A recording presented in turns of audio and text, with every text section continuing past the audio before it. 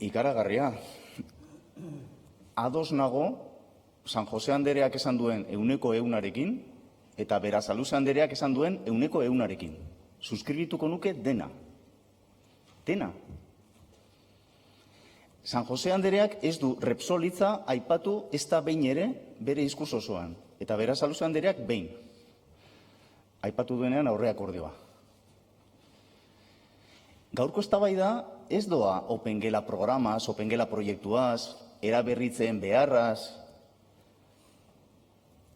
kolaborazio publiko-pribatuaz, ez, doa Opengela fundazio pribatuaz, non Repsolek 160 izango duen. Eta Jaurlaritzak bakarrik 140. Horretaz doa legez besteko hau. Eta errepikatuko du lehen esan dudana, ez gaude Opengela proiektuaren kontra, ez gaude Opengela programaren kontra.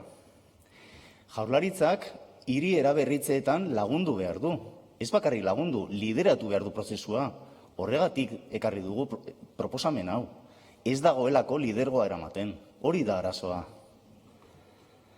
Oso beharrezkoa da efizientzia energetikoaren ikuspegiarekin egitea, afrontatzea, aurre egitea, zaharberritze hoiei.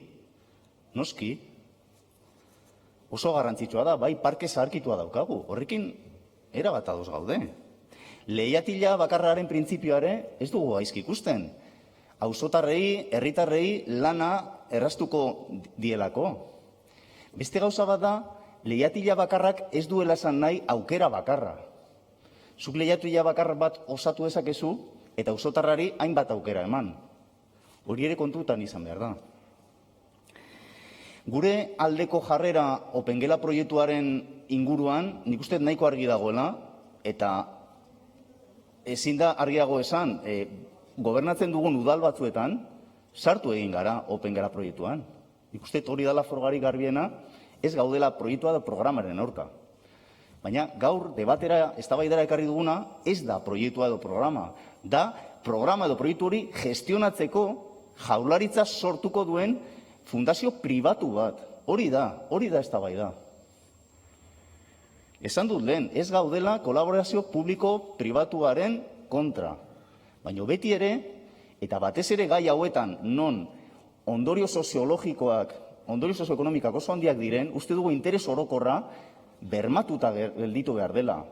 Edo gutxienez, baldintza minimo batzuk egon behar direla. Eta uste dugu horretarako kondizio baldintza ezinbestekoa dela lidergoa publikoa izatea. Lehen esan dut baita ere, ez daukagula ezer Repsol edo GNE Finanzen kontra. Ongi etorri Repsol, ze bere bizitza guztia dedikatu du petrolioara, eta orain, badirudi beste negozio nitxo batzuk bilatzen ari dela, efizientzia energetikoaren alorrean, ongi etorri. Zain dut postekoa da, postuko da gizartea, eta batez ere eskertuko du ingurumenak. Uste dut horren alde agertu behar garela.